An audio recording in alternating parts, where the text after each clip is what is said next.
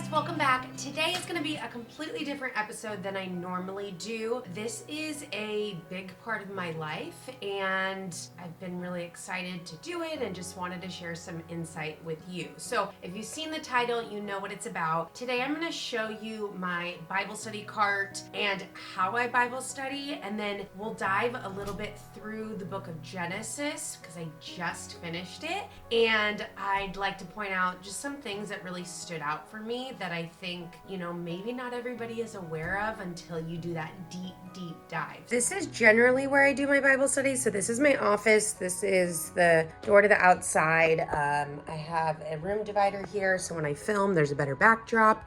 My dual monitor, hello, sauna, which I currently don't use right now, obviously pregnant, and then my bike. So that's kind of the situation, but what I wanted to show you was my cart. And I got this cart from Michael's. I really like it because it has the 3 different layers, but it also comes with this tabletop. So if you take all these things off, this will go right on top. And the way I use that is when I do my Bible study in the morning. If I want to sit on the couch, it's a really good level to do that. I tend to do my study first thing in the morning.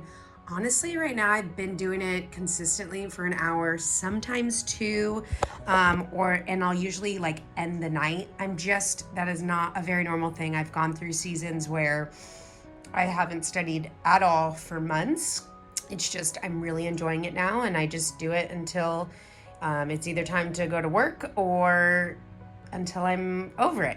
So anyways, let me just give a quick explanation. So on this level, we have highlighters, glue, washi tape, scissors, Post-it notes, which I use a lot.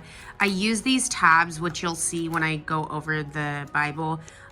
Different pens in here, especially for calligraphy.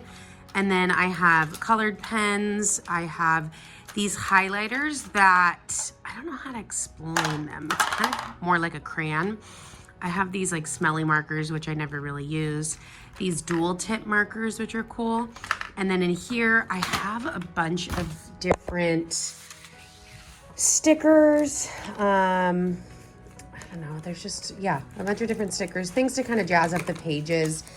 Some days when I'm not really in the mood to Bible study, but I want to be creative, I'll make these little things, and then later on I'll put a verse on here in black. But they're just tip-ins, so you can slide these and glue them right into the Bible, and you have extra space to write. So that's what that is. And then this shelf is more of my kind of artsy stuff. So I have paintbrushes, I have colored pencils, I have stamps, and then 2 different things of watercolors. And then down here are just blank pages to do the painting on top of, so I don't get on the table. Here is a memory verse thing that I started, but I never really went through with that, and some other just little notebooks and stuff. So that's pretty much my cart. As far as my books, what I use, my actual journaling book is the She Reads Truth, and that is Christian Standard Bible. And then these are generally the books that I reference. So we have, this is one of my absolute favorites. We have the NLT Life Application Study Bible. So you have all these notes at the bottom that are just a really good resource. And then this is one of my current favorites. It's an apologetics study Bible. So really breaks down each verse and common questions that people might have, and ways to defend your faith. And then lastly, I have the Quest Study Bible. And so that is, provides a lot of common questions and gives, resources and information to that. So that's kind of my setup. Now let's dive into the actual Bible. Here is my Bible. I saw a lot of people write these kind of descriptions on the side of it, which I thought was kind of cool.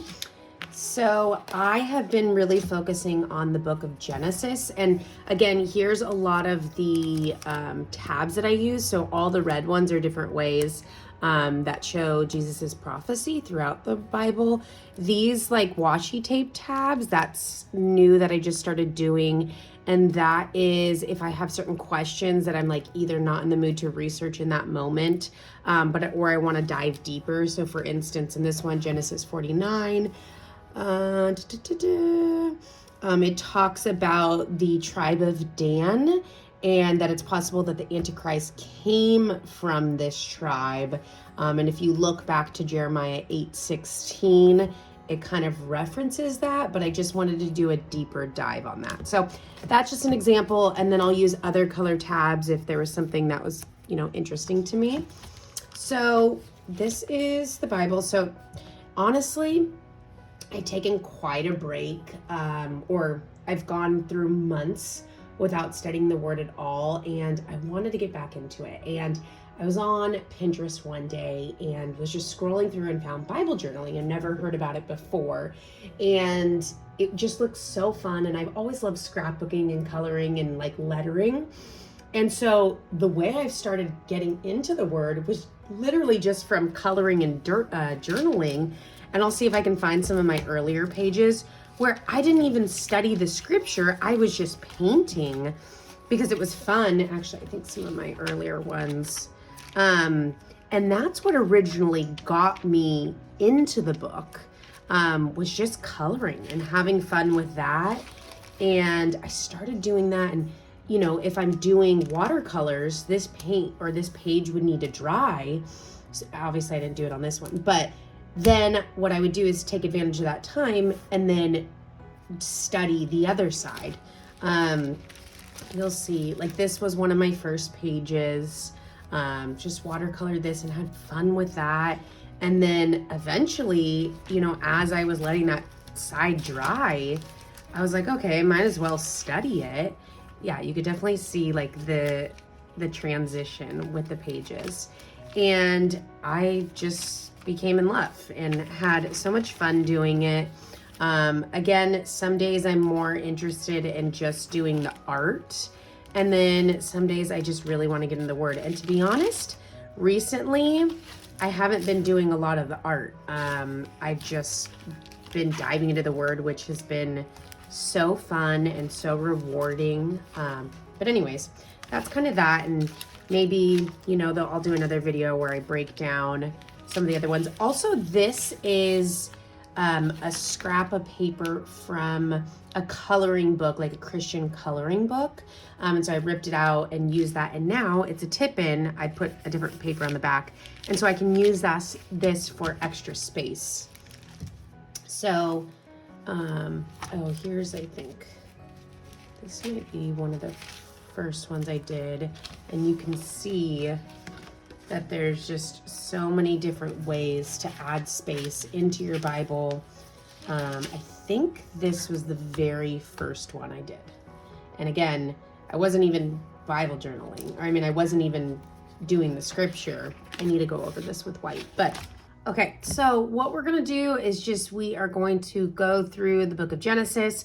And I just wanted to call out some of the key notes, things that really stood out to me that perhaps if you have not done a deep dive into Genesis, you might have just glanced over. So, funny part right here is it says the chicken did come before the egg. So in chapter 1, verse 12, it talks about God created the earth, and the earth produced vegetation, seed-bearing plants.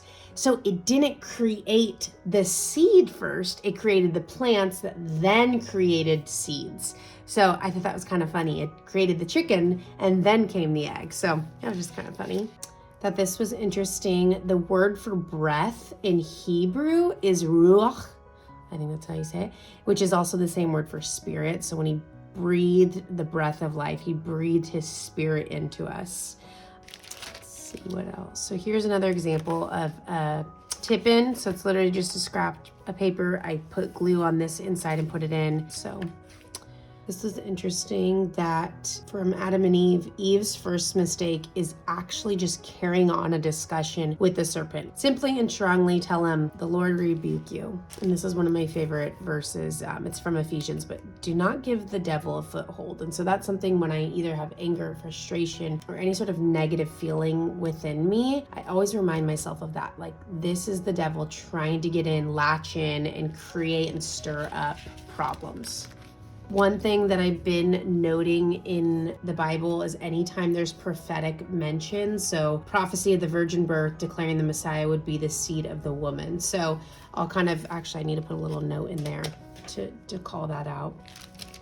Oh, this was something interesting that I actually had to do a little bit of deeper research on. So it says the sons of God. If I didn't look at the commentary, I don't think I would have pulled that out of I just think oh, brothers and sisters and sons and daughters of God. But it actually is, and it's a controversial topic, there's two different beliefs of what the sons of God are. So one, the sons of Seth. So I'll just read. In this interpretation, Seth's godly descendants were intoxicated by the beauty of the women from Cain, thus marrying those who'd rejected God and leading to greater wickedness. But this is the one that most people believe that they are fallen angels. So they're demons. That's what Satan was. He was an angel, became a fallen angel. And so Peter and Jude have spoken in line with this being the correct version. So there's a few different references to the sons of God being fallen angels.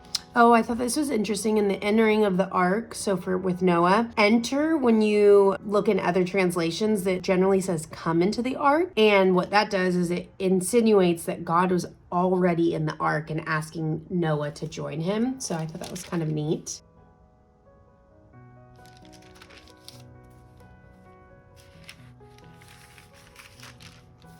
And just kind of little notes here. If I've never been familiar with who Nimrod is, I'll just do a quick little thing. I also do, I'll circle if there's a place or an individual that's also known as something else. I liked this, and this pops up in a variety of areas throughout Genesis, especially with Abraham, is talking about the tent. So tents are much more temporary. So it's referring to he's just passing through. He's not designed to put down permanent roots. I really like kind of pulling out what the different names mean. I think that's interesting, especially when people start naming their children and how that all connects. I would even like to do a study on all the names of God. I think there's a tremendous amount. I think there's over 200, but I think that would be something that's really cool to break down. So the fear of God and that terminology was something when I was a new believer, I was so confused at why would you want to fear God? But the more I dove into it, it's he is all powerful, fully reigns over everything. And to have a fear of the Lord is actually a good thing, a sign of respect and just knowing he is that greater ultimate authority. And what this, spoke about is there's absolutely no fear of God in this place. So this was interesting. This is when God tested Abraham to sacrifice his son, Isaac. At this time, Abraham was over 100 years old and Isaac was probably a teen, maybe early 20s. And so clearly Isaac is strong enough to overcome his father, but he was willing and ready, and he followed the command of, here I am, I'm here for whatever you need. And so it showed his faith in God and not just in Abraham's.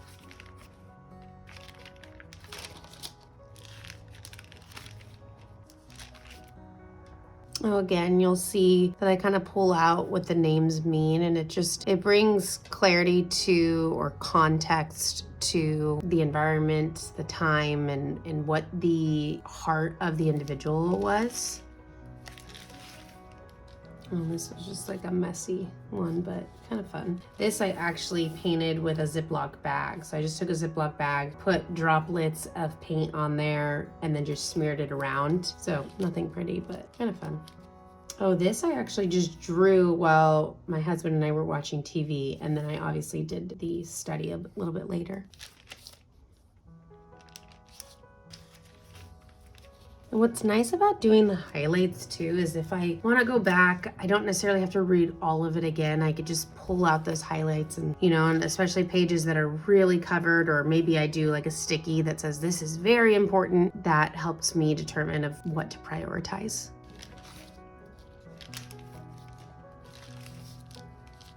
So like this is an example. Oh, I need to do a little sticky on this. It caught my interest. I just wasn't in the mood at the time to do a deep dive into it. So putting a little note. So I'm gonna actually just stick this out a little bit just to remind me to do a deeper dive. So I'll add one of these little tabs to remind me to go back in there when I'm feeling in the mood. And some days I just have a lot more visuals and fun in there. Oh, this is cool. Just different individuals on how they represent faith. So Enoch shows the walk of faith, Noah shows the perseverance of faith, Abraham shows the obedience of faith, Isaac shows the power of faith, Jacob shows the discipline of faith, and Joseph shows the triumph of faith.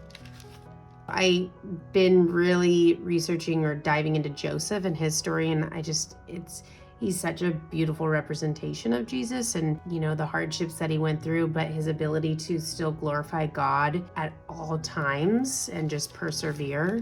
I liked this kind of the depiction between, or the difference between, wisdom and knowledge, because knowledge is the information you have, but wisdom is telling you what to do about that information. And Pharaoh, before he took Joseph under his wing, he told his team that he was looking for a discerning and wise man, and that's important. It's the combination of that wisdom and that power. And again, I'll circle and kind of Manasseh means like forgetfulness, and Ephraim means fruitfulness. I think it's just important to see all those connections.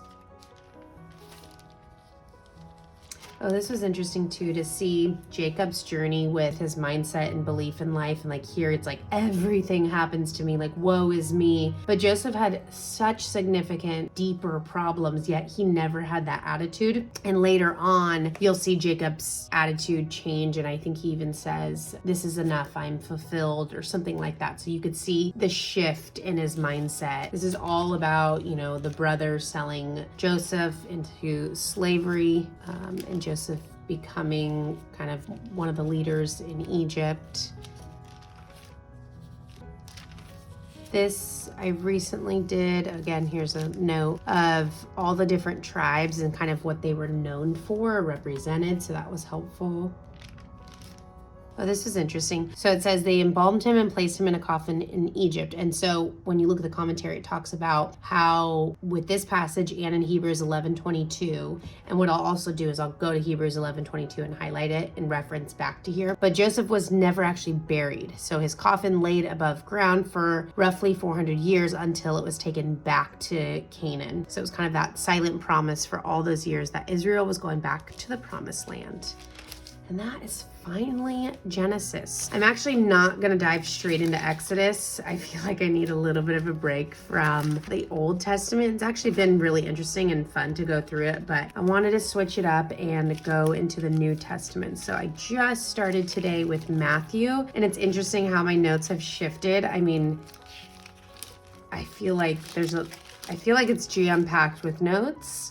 I just did, I think, these 3 pages today. But yeah, just some really cool takeaways that I would never connect. So like this, I was telling Stephen about, was really fascinating. So when it talks about the wise men coming, first of all, a lot of us, or we read about that it's 3 wise men. More than likely it wasn't. It just happened to be that there was 3 individual gifts that were given. And so that's how we've connected. There was the frankincense, the myrrh, and the gold. And so that's how we've assume that there was 3 individuals, but there's different controversy that it was a lot more individuals. And also when you pull out wise men, I think like maybe it's like a Hebrew or some other translation, they pull it out to be like they were astronomers. They weren't kings or anything like that. They were like very smart individuals, philosophers. And it was really cool because God showed Jesus through, or gave the wise men this guide to get to Jesus through their own medium. If they were astronomers, he used the star in the sky to give them that. And so I thought that was really cool that he met them in their own medium. They'll speak about that. Here's another prophetic part in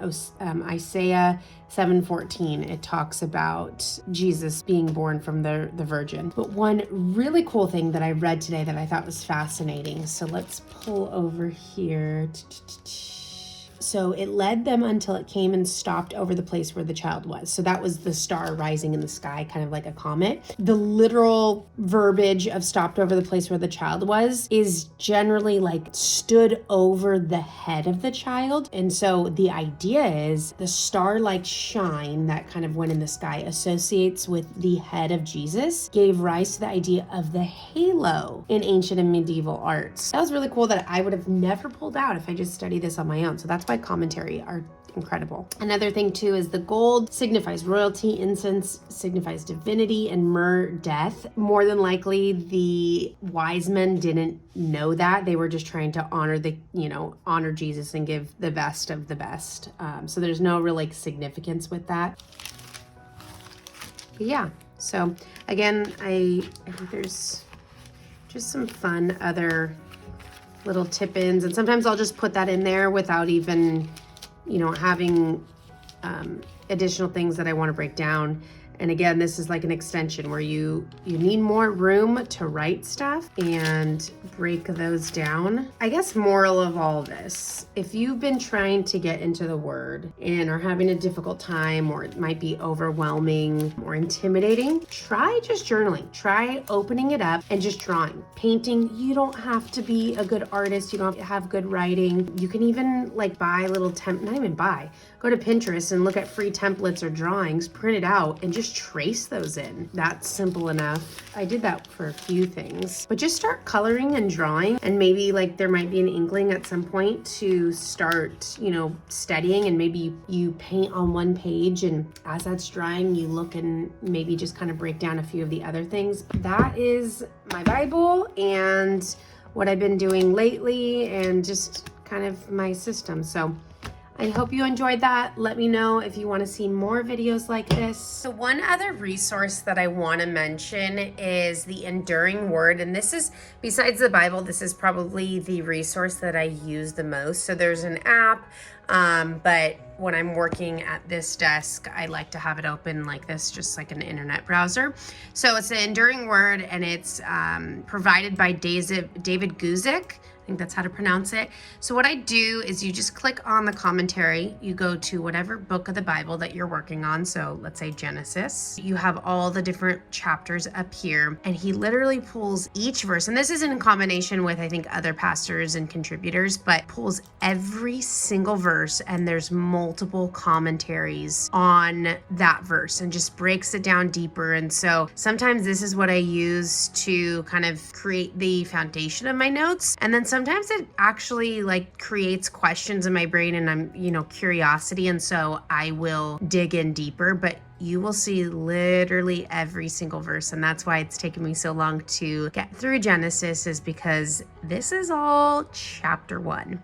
So it's been really helpful. I highly recommend it. It's called the Enduring Word. So that is my Bible. Let me know if you want to see more videos like this. If you like this, please give it a thumbs up, subscribe, comment. Maybe there's a certain book of the Bible that you've been wanting to break down, and maybe because I don't really have a rhyme or reason to whatever book I'm going in right now.